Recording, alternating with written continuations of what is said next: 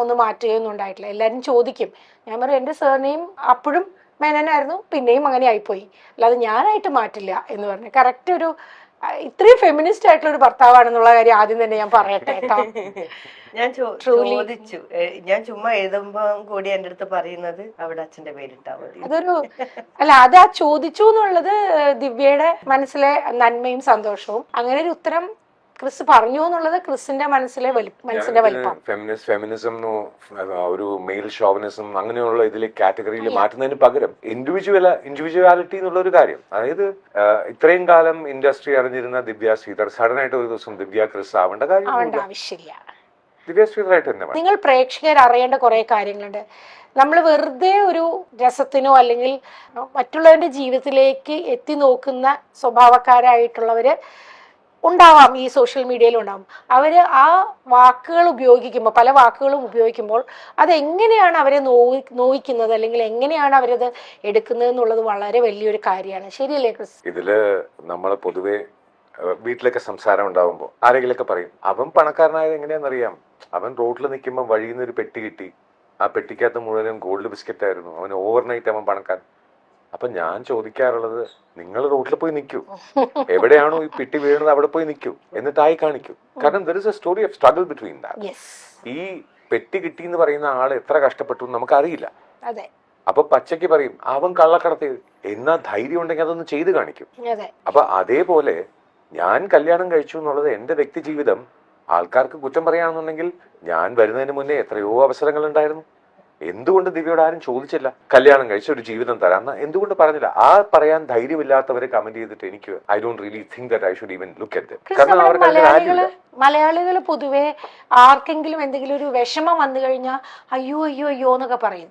പക്ഷെ അവർക്കൊരു നല്ലത് വന്നു കഴിഞ്ഞാൽ ഒരു സ്കെപ്റ്റിക്കൽ ആയിട്ടാണ് പിന്നെ അതിനെ കാണുന്നത്. ഡയലോഗ് മാറുന്നില്ല. ഇതിപ്പോ ഞാൻ എപ്പോഴും പറയാറുണ്ട്, കല്യാണത്തിന് മുന്നേ കാമുകയും കാമുകനും പപ്പി എന്ന് വിളിക്കുന്നത്, കല്യാണം കഴിഞ്ഞാടാ പട്ടി എന്ന് വിളിക്കുന്നത് ഒന്ന് തന്നെയാണ്. കാരണം മൃഗം മാറുന്നില്ല.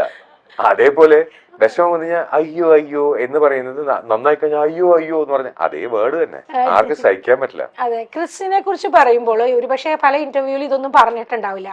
എനിക്ക് ക്രിസിനെ പേഴ്സണലായിട്ട് കഴിഞ്ഞ ഒരു 20-ലേറെ വർഷക്കാലമായിട്ട് മോർ ദാൻ 25 years എന്ന് വേണമെങ്കിൽ അറിയാം. ക്രിസ് എന്താ പറയാ, അന്ന് ലോ കഴിഞ്ഞിട്ടാണോ റേഡിയോക്ക് പോകുന്നതിന് മുന്നെയാണ് ദുബായിലേക്ക് റേഡിയോയിലേക്ക് പോകുന്നതിന് മുമ്പുള്ള ക്രിസ്. എഞ്ചിനീയറിംഗും ഒരു PGDPM മാത്രം കഴിഞ്ഞ സമയത്തുള്ള ക്രിസിനെയാണ് എൻ്റെ ഓർമ്മ. ആ ഓർമ്മയിലുള്ള ക്രിസിന് അതിമനോഹരമായിട്ട് ലാംഗ്വേജ് ഉപയോഗിക്കുന്ന, ഇംഗ്ലീഷും മലയാളവും ഹിന്ദിയും തമിഴും ഒക്കെ നന്നായി ഉപയോഗിക്കുന്ന നല്ല അവതാരകൻ. അതുപോലെ തന്നെ വോയിസ് കോച്ച് അല്ലെ, വോയിസ് കോച്ചിങ് ചെയ്തിരുന്നു. അതിനുശേഷം ഹിപ്നോതെറാപ്പി പഠിച്ചില്ലേ അല്ലേ? എൻ്റെ ഓർമ്മ ശരിയാണ്, ഹിപ്നോതെറാപ്പിസ്റ്റ് ആയി. പിന്നീട് ലോ പഠിച്ച് ലിറ്റിഗേഷൻ, അതായത് നിയമജ്ഞനായി, വക്കീലായി. നിയമജ്ഞനും വക്കീലും രണ്ടാണ്. വക്കീൽ പ്രൊഫഷനും ചെയ്തു. ഇങ്ങനെ പല മേഖലകളിൽ ക്രിസ് എൻഗേജ്ഡ് ആയിരുന്നു.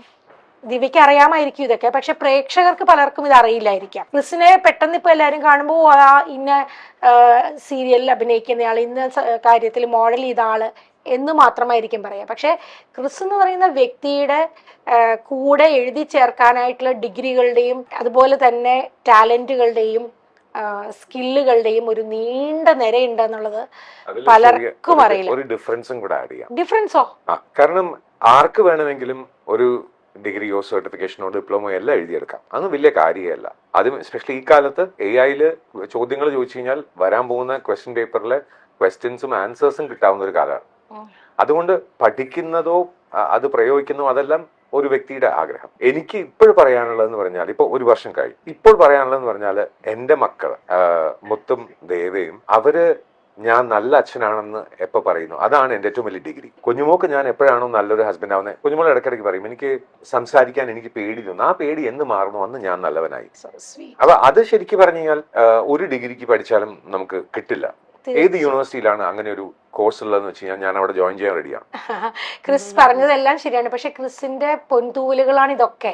പക്ഷെ അതിലപ്പുറത്തേക്ക് ഒരു മനുഷ്യനായി നിന്നുകൊണ്ട് നല്ല ഭർത്താവുക, നല്ല അച്ഛനാവുക, ആത്യന്തികമായിട്ട് നല്ല മനുഷ്യനാവുക എന്നുള്ളതാണല്ലോ ഏറ്റവും വലുതെന്നാണ് ക്രിസ് പറഞ്ഞത്. കഴിഞ്ഞ ഇന്റർവ്യൂവിൽ ഞാൻ കുഞ്ഞുമോളുടെ അടുത്ത് ഒരു കാര്യം പറഞ്ഞിട്ടുണ്ടായി. നമ്മൾ നല്ല കാര്യങ്ങൾ 20 ദിവസം ഓർമ്മ നിൽക്കും, വിഷമങ്ങൾ 20 വർഷം ഓർമ്മ നിൽക്കും. അപ്പൊ എല്ലാ 20 ദിവസവും എന്തെങ്കിലും നല്ലത് ഞാൻ ചെയ്തുകൊണ്ടിരുന്നാലേ 20 വർഷം കഴിയുമ്പോൾ ഇന്നത്തെ വിഷമങ്ങൾ മാറി എന്റെ ലൈഫിൽ നല്ലതുണ്ടായി എന്ന് തോന്നുള്ളൂ. അപ്പൊ ഈ 20 ദിവസത്തിൽ ഒരു പുതിയൊരു സർപ്രൈസ് ഉണ്ടാക്കാൻ ശ്രമിക്കുക എന്നുള്ളത് ഇറ്റ് ഇസ് ടെനുവസ്. പക്ഷെ അത്രയും ആഗ്രഹങ്ങൾ കുഞ്ഞുമോൾക്ക് ഉണ്ടെന്ന് അറിയുമ്പോൾ ഒരു സമാധാനമുണ്ട്. ഈ ദിവ്യ എന്ന് പറയുന്ന ക്രിസിന്റെ കുഞ്ഞുമോളോട് ഒരു ചോദ്യം ചോദിക്കട്ടെ. ദിവ്യ ഒരു എന്താ പറയാ, ഞാൻ അറിഞ്ഞിടത്തോളം ദിവ്യ വളരെ ഇന്നസെന്റ് ആയിട്ടുള്ള എന്താ പറയാ, ജീവിക്കാൻ വേണ്ടിയിട്ട് തിരുവനന്തപുരത്തെത്തി, കണ്ണൂരുകാരിയാണ്, തിരുവനന്തപുരത്തെത്തി 2 കുഞ്ഞുങ്ങളെയും വളർത്തി ഉത്തരവാദിത്തമുള്ള ഒരു അമ്മയായിട്ട് വളരെയധികം സ്ട്രഗിൾ ചെയ്തിട്ട് ജീവിച്ച ഒരാളാണ്. പക്ഷെ വളരെ ഇന്നസെന്റാണ്. അപ്പൊ ഞാൻ ചിലപ്പോൾ ആലോചിക്കാറുണ്ട്, സെറ്റിലൊക്കെ ഇരിക്കുന്ന സമയത്ത് ഞാനൊരു കാര്യം പറയട്ടെ. സെറ്റിലൊക്കെ ഇരിക്കുന്ന സമയത്ത് ദിവ്യ സംസാരിക്കുമ്പോൾ തന്നെ ദിവ്യ എല്ലാവരോടും ആ ഒരു റെസ്പെക്റ്റിലാണ്.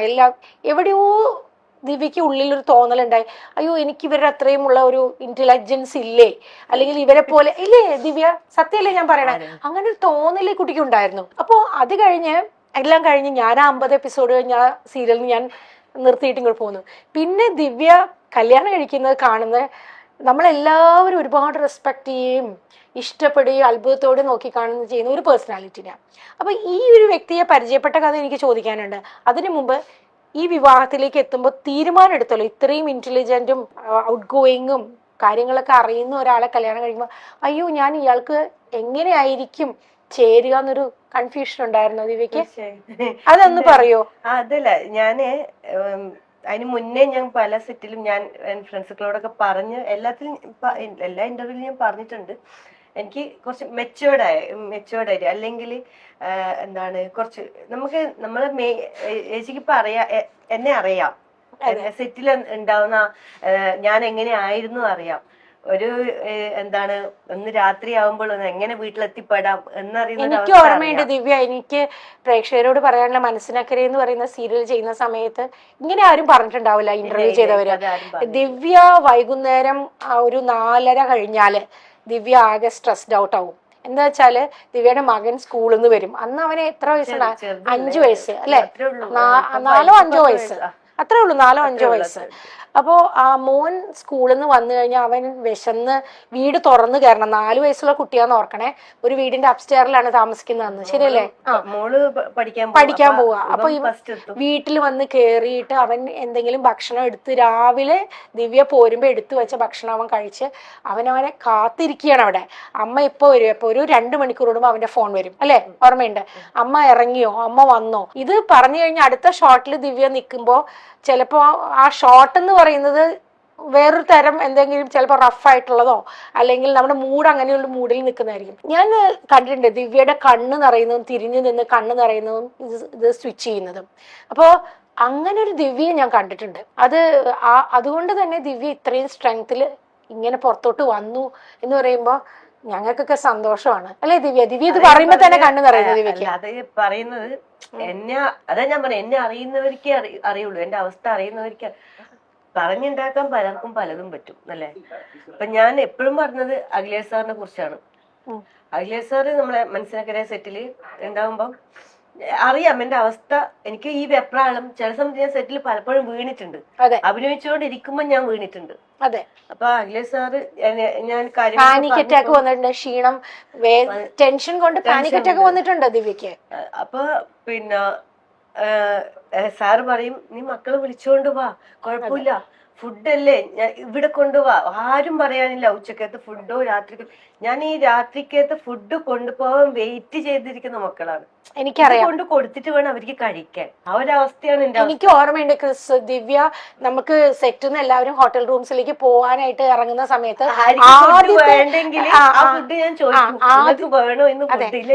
അത് മാത്രല്ല ആദ്യത്തെ വണ്ടിയിൽ തന്നെ ദിവ്യ പോവാൻ ശ്രമിക്കും. കാരണം ദിവ്യക്ക് പറയാൻ പറ്റില്ല, സീനിയോറിറ്റി വെച്ചിട്ട് ചിലപ്പോൾ വേറെ ആരെങ്കിലും ആയിരിക്കും ആദ്യത്തെ ട്രിപ്പിൽ വിടുക. പക്ഷെ ദിവ്യ ഇങ്ങനെ പറയും എന്നെ ഒന്ന് വിടാമോ, ആർക്കാണ് ഫുഡ് വേണ്ടാത്തത്, ആ ഫുഡും കൂടി എനിക്ക് തന്നേക്കും എന്ന് പറയുമ്പോൾ ഒരമ്മ കുഞ്ഞുങ്ങൾക്ക് വേണ്ടിയിട്ടാണ് അത് പറയുന്നത് മനസ്സിലാക്കാൻ എല്ലാവർക്കും ചിലപ്പോൾ പറ്റിയെന്ന് വരില്ല. പക്ഷെ നമ്മുടെ സെറ്റിൽ അത് മനസ്സിലാവുമായിരുന്നു. പക്ഷെ അങ്ങനെ മക്കളെ നോക്കിയ ഒരു അമ്മയാണിത്. അത് നിങ്ങൾ ആരെങ്കിലും അറിയുന്നുണ്ടോ? അതുകൊണ്ടാണ് പറയുമ്പോ എനിക്ക് അത്ര പൊള്ളുന്നത്. അതെ, മക്കൾ എന്തെങ്കിലും പറയുമ്പോ പൊള്ളുന്നത് അതുകൊണ്ടാണ്. രണ്ട് രീതിയിലും ഇപ്പോ സോറി, മക്കളെ ആരെങ്കിലും എന്തെങ്കിലും പറഞ്ഞാൽ അത് ഞാനാണെങ്കിൽ പോലും അവരുടെ നന്മയ്ക്ക് ഞാൻ പറയുമ്പോൾ പോലും ഈ പരുന്തിൽ നിന്നും അമ്മക്കോഴി കുഞ്ഞുങ്ങളെ രക്ഷിക്കാൻ പോണ പോലെ കവറപ്പ് ചെയ്യാൻ വരുന്ന ദിവ്യ എനിക്കറിയാം. അത് ഇപ്പോഴും അപ്പൊ അതിലെനിക്ക് സന്തോഷമേ ഉള്ളൂ. എന്റെ കുട്ടികൾക്ക് അമ്മ എന്ന് പറഞ്ഞാൽ അത്ര നല്ല അമ്മയാണെന്ന് എനിക്കൊരു ധൈര്യം ഉണ്ടാവും. എന്ത് വന്നാലും അവരെ നോക്കാൻ അമ്മയുണ്ട്, അപ്പൊ ഞാൻ കൂടെ നിന്നാ മതി, ഒരു സപ്പോർട്ടായിട്ട് നിന്നാ മതി എന്നുള്ള ധൈര്യം. തീർച്ചയായിട്ടും ക്രിസ് ബയോളജിക്കൽ ഫാദർ ആയതുകൊണ്ട് മാത്രം അച്ഛനാവില്ല.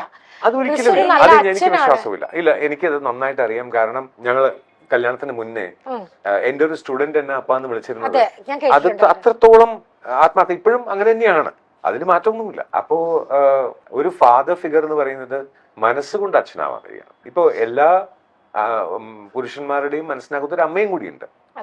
അപ്പോ ചില സമയത്ത് കുഞ്ഞുമോള് സ്ട്രെസ്ഡ് ആണെന്ന് പറയുമ്പോൾ കുഞ്ഞുമോള് ഒരു അമ്മയുടെ സ്ഥാനത്ത് നിന്ന് ശരിക്കും പറഞ്ഞാൽ എനിക്ക് ചിന്തിക്കാൻ പറ്റും. ആ ഒരു ധൈര്യം എനിക്ക് എന്തായാലും എന്റെ ഭാഗത്തു നിന്നുണ്ട്. അത് കുഞ്ഞുമോക്ക് അത് മനസ്സിലാവാൻ ചിലപ്പോൾ ഇനി വർഷങ്ങൾ എടുത്തെന്ന് വരും. I don't know. അത് സാരില്ല, അത് മനസ്സിലായില്ലെങ്കിലും കുഴപ്പമില്ല അല്ലേ? അപ്പൊ അതില് മക്കളെ പ്രൊട്ടക്ട് ചെയ്യുന്ന ആ അമ്മയ്ക്ക് എന്താണ് ആവശ്യം? ശരിക്കും പറഞ്ഞാൽ ഒരു സപ്പോർട്ട് മതി. അതായത് ദേ കണ്ടോ ഇവരിങ്ങനെ ചെയ്യുന്നു എന്ന് പറയുക. അതായത് മക്കൾ വലുതാവുമ്പോൾ അവർ മനസ്സിലാക്കില്ല അമ്മയ്ക്കെതിരെ സംസാരിച്ചു കഴിഞ്ഞാൽ അമ്മ തകർന്നു പോകും എന്നുള്ളത്. അപ്പൊ എന്റെ ഇതിൽ പോലും ഞാൻ പല സമയത്തും അമ്മയുടെ അടുത്ത് വഴക്കുണ്ടാക്കി കഴിഞ്ഞാൽ എനിക്കറിയാം അമ്മയുടെ മനസ്സ്. 10 മിനിറ്റ് കഴിയുമ്പോൾ ഞാൻ എന്തെങ്കിലും വിളിച്ച് കളിയും ചിരിയൊക്കെ പറഞ്ഞ് ഞാൻ അതങ്ങ് സോൾവ് ചെയ്യും. അപ്പൊ അത് മക്കൾക്കത് മനസ്സിലാവാനുള്ള പ്രായമായിട്ടില്ല. 19 വയസ്സും 10 വയസ്സും എന്നൊക്കെ പറയുന്നത് കൊച്ചു കുട്ടികളാണ് അവര്. അപ്പൊ ആ സമയത്ത് ഞാൻ കൂടെ ഉണ്ടാവണം എന്നൊരാഗ്രഹമുണ്ട്. പലപ്പോഴും work does not allow me. കാരണം എനിക്ക് എന്റെ കുടുംബം നോക്കണം എന്നുള്ള ഈ ഓട്ടത്തിനിടയിൽ ആ ഇൻസ്റ്റന്റിൽ ചിലപ്പോൾ എനിക്ക് ഉണ്ടാവാൻ പറ്റില്ല. ചിലപ്പോൾ ഞാൻ ഫോണിൽ വിളിച്ചിട്ട് എന്താ കുഞ്ഞുങ്ങളെ ഓക്കെ ആണോ എന്ന് ചോദിക്കുമ്പോൾ എനിക്കറിയാം ഓക്കെ അല്ലാണോ. അതെനിക്ക് കണ്ണിൽ കണ്ടാ അറിയാം. അതുകൊണ്ട് ഇപ്പൊ നോക്കിക്കഴിഞ്ഞാലും കോൾ ലോഗിൽ നോക്കിക്കഴിഞ്ഞാൽ കൂടുതലും വീഡിയോ കോൾ ആയിരിക്കും. കാരണം ഞാൻ വീഡിയോ കോളിൽ വിളിച്ചിട്ട് എനിക്ക് കണ്ണ് കണ്ടു കഴിഞ്ഞാൽ എനിക്കറിയാം ഓക്കെ ആണോ അല്ലേന്ന് അറിയാം. അപ്പൊ ചില സമയത്ത് ഇങ്ങനെ മുടിയൊക്കെ ചെയ്യും, ഞാൻ റെഡി ആയിക്കൊണ്ടിരിക്കാം, വെറുതെയാ. അപ്പൊ അത് ആസ് എ പേഴ്സൺ എനിക്കത് മനസ്സിലാവും. ബാക്കില് കുട്ടികൾ രണ്ടുപേരും ഇങ്ങനെ ഇരിക്കുന്ന കറക്റ്റുണ്ടായോ ശരി. അപ്പൊ I am really in a family no. ഞാനൊരു അച്ഛനാണ്, എനിക്ക് എന്റെ ഫാമിലിയുടെ റെസ്പോൺസിബിലിറ്റി ഉണ്ട്. നാട്ടുകാർ എന്ത് പറഞ്ഞാലും എനിക്ക് അതിന് സമയമില്ല. കാരണം എനിക്ക് എന്റെ കുടുംബം നോക്കണം. അതുകൊണ്ട് നാട്ടുകാർ എന്ത് വേണേ പറഞ്ഞോട്ടെ. അവരുടെ ഈ കുഞ്ഞുങ്ങൾ എന്ന് പറയുന്നത് വളരെ ഒരു ഡെലിക്കേറ്റ് ആയിട്ടുള്ള ഒരു കാര്യം. കാരണം അവർക്ക് അതുവരെ അതായത് ക്രിസ് അവരുടെ ലൈഫിലേക്ക് അച്ഛനായിട്ട് വരുന്നത് വരെ ഒരുപാട് കാലം അവർക്ക് അമ്മ മാത്രമായിരുന്നു, അച്ഛനും അമ്മയും. അല്ലേ ദിവ്യ? അച്ഛനും അമ്മയും അവർക്ക് ആഗ്രഹം ഉണ്ടാവില്ലേ? ആഗ്രഹം. പക്ഷെ അതേ സമയം തന്നെ ഞാൻ നെഗറ്റീവായിട്ടല്ല, ഒരു പേടി ഉണ്ടാവും. ഞാൻ തുറന്നു പറയാട്ടോ. ഇപ്പൊ പുതിയൊരാള് അമ്മയുടെ സ്നേഹം ഷെയർ ചെയ്യാനായിട്ട് ഒരാള് വരുന്നു, അങ്ങനെ സാധാരണ എന്റെ മക്കളുടെ കാര്യം ഞാൻ പറയാം. എന്റെ മക്കൾക്ക് ഞാൻ കുഞ്ഞുമോളെ ഹേർട്ട് ചെയ്യുമോ എന്നുള്ള പേടിയാണ്. കാരണം അവര് കുഞ്ഞിനെ പോലെ നോക്കി നടക്കുന്ന അമ്മയാണ്. അവർ രണ്ടുപേരും ഒരു കുഞ്ഞിനെ പോലെ നോക്കുകയാണ് അമ്മേനെ. അപ്പൊ ഞാൻ കാരണം എങ്ങാനും ഞാൻ വിഷമിപ്പിക്കുന്നുണ്ടോ എന്ന് നോക്കി ആ സമയത്ത് എന്നെ അറ്റാക്ക് ചെയ്യാൻ റെഡി ആയിട്ട് നിൽക്കുന്ന മക്കളാണ്. പക്ഷെ അതിൽ I am very proud of my children. അതെ ദിവ്യ, ഇപ്പൊ ക്രിസ് ഇത് പറഞ്ഞു, ദിവ്യയെ സംബന്ധിച്ചിടത്തോളം ദിവ്യക്ക് എല്ലാം ഈ 2 മക്കളായിരുന്നു. അപ്പോൾ ദിവ്യക്ക് ഒരു കൺഫ്യൂഷൻ ഉണ്ടായിരുന്നു. വിവാഹം കഴിക്കാം, എനിക്കൊരു സുരക്ഷിത, നമുക്കറിയാം നമ്മുടെ ഇൻഡസ്ട്രി, ഏത് ഇൻഡസ്ട്രിയും അങ്ങനെയാണ്. എല്ലാം സിനിമ എന്ന് പറയണോ സീരിയൽ എന്ന് പറയുന്ന ഇൻഡസ്ട്രി മോശമാണെന്നോ അല്ലെങ്കിൽ IT എന്നുള്ളതാണെന്നല്ല, അങ്ങനെയൊന്നും പറയില്ല. എല്ലാ ഇൻഡസ്ട്രിയിലും എല്ലാ തരത്തിലുള്ള ആൾക്കാരും ഉണ്ട്. പക്ഷെ നമ്മൾ പൊതുവെ കേരളത്തില് ഒറ്റയ്ക്കായി പോകുന്ന സ്ത്രീകള് എത്ര എഡ്യൂക്കേറ്റഡ് ആണെങ്കിലും എന്തൊക്കെ ഇപ്പൊ പണമുണ്ടെന്ന് പറഞ്ഞാലും എഡ്യൂക്കേഷൻ ഉണ്ടെന്ന് പറഞ്ഞാലും കരിയർ ഉണ്ടെന്ന് പറഞ്ഞാലും നമ്മളുടെ ഫെയിം നമുക്കുണ്ടെന്ന് പറഞ്ഞാലും എന്തൊക്കെ പറഞ്ഞാലും ഒറ്റയ്ക്കായിട്ടുള്ള സ്ത്രീകളെ ടാർഗറ്റ് ചെയ്യാനായിട്ട് സമൂഹമുണ്ട്. അങ്ങനെ ആ ടാർഗറ്റിന്റെ മുൾമുനയിൽ നിന്ന ഒരാളാണ് ദിവ്യ. അതുകൊണ്ട് തന്നെ നമ്മളൊരു ആളെ നമ്മുടെ സുരക്ഷിതത്വം എന്നുള്ളതിന് വേണ്ടിയിട്ടായിരിക്കും നമുക്ക് റൈറ്റ് പേഴ്സൺ. ആദ്യം ഒരു അബദ്ധം പറ്റി, ഇനി ആ അബദ്ധം ഒരിക്കലും പറ്റരുതെന്ന് വിചാരിച്ചാണ് ക്രിസ്, എനിക്ക് തോന്നുന്നു ദിവ്യ ഒരുപാട് ആലോചിച്ചിട്ടായിരിക്കും ഈ ഒരു തീരുമാനത്തിലേക്ക്. അപ്പൊ ഒരു പേടി ഉണ്ടായിരുന്നോ സത്യത്തിൽ? അങ്ങനെ പറയരുത് ദിവ്യ പറയൂ. അല്ല ഞാന് പറഞ്ഞില്ലേ ചേച്ചി, ഇതുപോലെ തന്നെ എനിക്ക് നമുക്ക് ഇത് ഞാൻ പറഞ്ഞ സപ്പോർട്ടിന് വേണം. നമുക്ക്. അല്ലാണ്ട് നമ്മളെ മുതലെടുക്കാൻ വേണ്ടി ഒരാളെ ജീവിതത്തിലേക്ക് വരരുത്. അത് ഉണ്ടായിട്ടുണ്ട്.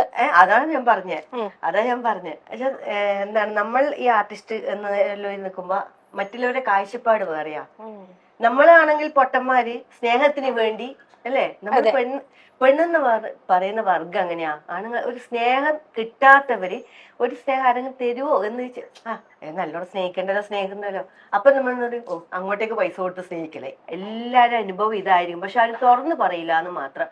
അവൻ നല്ലോണം സ്നേഹിക്കണ്ടല്ലോ എന്നെ, ആടാ ഒരു 5000 ഉണ്ടാ, അയ്യോ എനിക്ക് ഇങ്ങനെ ബുദ്ധിമുട്ടാണ്, എന്താ ചെയ്യാ, കടം അവിടെ അതിയാന്ന് കടമുണ്ടാ. അപ്പൊ നമ്മളെന്താ പറയാ, അത് നോക്കൂ, നമ്മള് കടം വാങ്ങി അങ്ങോട്ട് കൊടുക്കുക, സ്നേഹമല്ലേ കിട്ടുന്നത്, കയ്യില് വളയൂരി കൊടുക്കും. അതാണ് അവസ്ഥ. നമ്മള് ശരിക്കും പറഞ്ഞ പൊട്ടന്മാരായി, പെണ്ണുങ്ങളെന്ന് പറഞ്ഞ പൊട്ടന്മാരാ. അപ്പൊ ആയിക്കോട്ടെ, പൊതുവെ സത്യമാണ്, ഒരു വലിയ സ്റ്റേറ്റ്മെന്റ് ആട്ടോ. അതിന് വളരെ സിമ്പിൾ ആയിട്ട് പറഞ്ഞതാണ് ദിവ്യ. നമ്മളൊക്കെ പറയുന്ന വലിയ സ്റ്റേറ്റ്മെന്റ് ഒന്നും അല്ല, സത്യസന്ധമായിട്ടുള്ളത് പറഞ്ഞു. ചെയ്ത ഒരു കാര്യം കൂടെ പറയാം. ഒരു ഹ്യൂമൻ അത്രയേ ഉള്ളൂ. അത് പെണ്ണാവണം എന്നില്ല. ആണുങ്ങളുടെ കാര്യത്തിൽ കുഞ്ഞുമോൾ എന്തൊക്കെയാണോ ലൈഫിൽ അനുഭവിച്ചിട്ടുള്ളത്, അതിന്റെ ഒരു ഓപ്പോസിറ്റ് സൈഡില് what a man can undergo, അത് ഞാൻ പോയിട്ടുണ്ട്. അത് എന്റെ അമ്മയോട് ചോദിച്ചാൽ അറിയാം. ഞാൻ വാട്ട് ഐ വെൻ ത്രൂ എന്നുള്ളത് എന്റെ അമ്മയ്ക്ക് അറിയാം. കുറെയൊക്കെ അമ്മ പോലും കേട്ടിട്ടില്ല, അമ്മയ്ക്ക് പോലും കേൾക്കാൻ പറ്റാതെ, അതായത് അത്രത്തോളം സ്ട്രെയിൻ അമ്മയ്ക്ക് എടുക്കാൻ പറ്റില്ല എന്ന് പറഞ്ഞിട്ട് പലപ്പോഴും ഫോൺ കട്ട് ചെയ്തിട്ടുണ്ട്. അപ്പോ അമ്മയ്ക്ക് അറിയാം ഇതിൽ കൂടുതലുണ്ട്, പക്ഷെ അതെന്താണെന്ന് ചോദിക്കാനുള്ള ധൈര്യം ഇല്ല എന്നുള്ളത്. അത് ക്രിസ് പറയാനും ആഗ്രഹിക്കുന്നില്ല പുറത്തേക്ക്. എന്തിന്? അതെ, പറഞ്ഞ വെറുതെ എന്തിന്? ആൾക്കാർക്ക് കാണുമ്പോ ഇവൻ ജാടയാണ്, ഇവൻ താടിയാണ്, ഇവൻ അങ്ങനെയാണ് ഇങ്ങനെയാണ് പറയണ, വെറും ഈ കോമാളിയാണെന്ന് പറയുന്നത് പറഞ്ഞോട്ടെ. ഞാൻ അനുഭവിച്ചത് ഞാൻ അറിഞ്ഞു, കുഞ്ഞുമോൾ അറിഞ്ഞു, മതി. അല്ലെ, ഈ കുറ്റപ്പെടുത്തവനും ഇതേ സ്റ്റേജിൽ പോകുന്നവരായിരിക്കും. എന്നാലും അതിന് വേറൊന്നുമില്ല, അതിന് ചെറിയ അസൂയ, കുശുമ്പ് എന്നൊക്കെയാണ് വാക്കുകൾ. അത്രേ ഉള്ളൂ അതില്. ആസ് എ ഹ്യൂമൻ നമ്മൾ എല്ലാവരും സ്നേഹത്തിന് വേണ്ടി നമ്മൾ എന്തും ചെയ്യാൻ തയ്യാറാണ്. ഒരു കോംപ്രമൈസ് വന്നു കഴിഞ്ഞാൽ ഓപ്പോസിറ്റ് സൈഡിൽ മാനിപ്പുലേറ്റിംഗ് ബിഹേവിയർ ഉള്ള ഒരാളാണെന്നുണ്ടെങ്കിൽ എങ്ങനെ മുതലെടുത്ത് ജീവിക്കാം. അപ്പൊ ഇത് ആണായാലും പെണ്ണായാലും, അതായത് ഒന്ന് താഴ്ന്നു കൊടുത്തു കഴിഞ്ഞാൽ ഇവന്റെ തലയിൽ ചവിട്ടി ഡാൻസ് കളിക്കാൻ തീരുമാനിക്കുന്ന പെണ്ണുങ്ങളുണ്ട്. അപ്പൊ അതേപോലെ തിരിച്ച് ഇവൾ ഒന്ന് താഴ്ന്നു കഴിഞ്ഞാൽ ഇവളുടെ സ്വത്ത് മുഴുവൻ എനിക്ക് അടിച്ചെടുത്ത് ഞാൻ ജീവിക്കാന്ന് കഴിയുന്ന പുരുഷന്മാരുണ്ട്. എന്തും. അപ്പൊ ഇതില് ഏറ്റവും ഇൻട്രസ്റ്റിംഗ് ആയിട്ട് തോന്നിയ കാര്യം, ഞങ്ങൾ കല്യാണം അറിയിച്ചു, ഞങ്ങൾ എല്ലാരെയും അറിയിച്ചു തുടങ്ങിയപ്പോ കുഞ്ഞുമോക്ക് ഒരു ഫോൺ കോൾ, ഇവനെ കുറിച്ച് അന്വേഷിച്ചിട്ടാണോ, ഇവൻ ആള് മഹാമോശമാണ് എന്ന് വളരെ മോശമായിട്ടുള്ള ഒരാളാണ് വിളിച്ചു പറയുന്നത്. ശരി, നീ 10 പ്രാവശ്യം ആലോചിച്ചിട്ട് വേണം ഒരു തീരുമാനം എടുക്കാൻ. അപ്പൊ അങ്ങനെ വാർണിംഗ് ഒക്കെ. അപ്പൊ അതുപോലെ തന്നെ അവൾക്ക് പഠിപ്പില്ല. അപ്പൊ ഞാൻ എന്റെ അടുത്ത് പറയാം, എന്റെ അടുത്ത് അത് ഒരേ സ്ഥലത്ത് നിന്നാ വരുന്നതെന്നാണ് ഏറ്റവും കോമഡി. നിങ്ങളുടെ വൈബ് കറക്റ്റ് ആവില്ല. അയ്യോ ദിവ്യക്ക് പഠിപ്പൊന്നുമില്ല, എക്സ്പോഷർ ഇല്ല. ക്രിസ്റ്റിന് ഭയങ്കര എക്സ്പോഷർ ഉള്ള ആളാണ്, എഡ്യൂക്കേറ്റഡ് ഞാൻ ചോദിക്കട്ടെ, ഞാൻ കുഞ്ഞുമോളോട് പറഞ്ഞു, നിനക്ക് ഇംഗ്ലീഷ് അറിയാത്ത സ്ഥലത്ത് നിനക്ക് നാവാവാൻ ഞാനുണ്ട്. എനിക്ക് കണ്ണൂർ ഭാഷ അറിയില്ല, അവിടെ നീ എനിക്ക് നാവായിക്കോ, കുഴപ്പമില്ല. എന്റെ അടുത്ത് പറഞ്ഞ എന്താ അറിയാ, ഞാൻ പറഞ്ഞു അത് മീൻസ് അതായിട്ട് എന്റെ അടുത്ത് പറഞ്ഞു, ഇങ്ങനെ എന്നോട് ഇങ്ങനെ പറഞ്ഞു, എന്റെ അടുത്ത് പറഞ്ഞു എനിക്ക് ഇംഗ്ലീഷ് അറിയില്ല. ഞാൻ പറഞ്ഞു ഞാൻ ഇംഗ്ലീഷ് നല്ലൊരു കുട്ടിയാണ്, നല്ല സ്വഭാവമാണ്, നല്ല ഭംഗിയുണ്ട്, നല്ല കുട്ടി തന്നെയാണ്. പക്ഷെ ക്രിസ്സിന് കുറച്ചും കൂടി വിദ്യാഭ്യാസം ഇല്ല, ആരെങ്കിലും നോക്കിയാ പോരുന്നു. ക്രിസ് ഉണ്ടായിരുന്ന സമയത്ത് ഇവരൊക്കെ എവിടെ പോയി ചോദിക്കുന്നത്. ഈ കല്യാണത്തിന് മുന്നേ ഈ പറഞ്ഞവരൊക്കെ എവിടെ പോയി? ലൈഫ് അറിയുന്നവരാ. പിന്നെ എല്ലാം തികഞ്ഞ അങ്ങനെ വിദ്യാഭ്യാസവും സൗന്ദര്യവും സ്റ്റാറ്റസും ഒക്കെ തികഞ്ഞ ഒരാളെ എന്താ കൊണ്ടേ കൊടുക്കാതിരുന്നത്? ഞാൻ ഇങ്ങനെ പറഞ്ഞു കേട്ടാ, അത് എനിക്കത് ഫീലായപ്പോ ഞാൻ പറഞ്ഞ കേട്ടോ ശരിയാന്ന്. എനിക്ക് പഠിപ്പില്ല, കാരണം 18 വയസ്സിൽ ഞാൻ പിന്നെ അവിടെ പഠിപ്പും മുടങ്ങിയ പിന്നെ എന്തോ ചെയ്യാം. നമ്മുടെ നാട്ടിൽ ഇംഗ്ലീഷ് മീഡിയം, അന്ന് ഇംഗ്ലീഷ് മീഡിയം നമ്മൾ പഠിച്ചില്ല, മലയാളം ഒരു അറിയാലോ.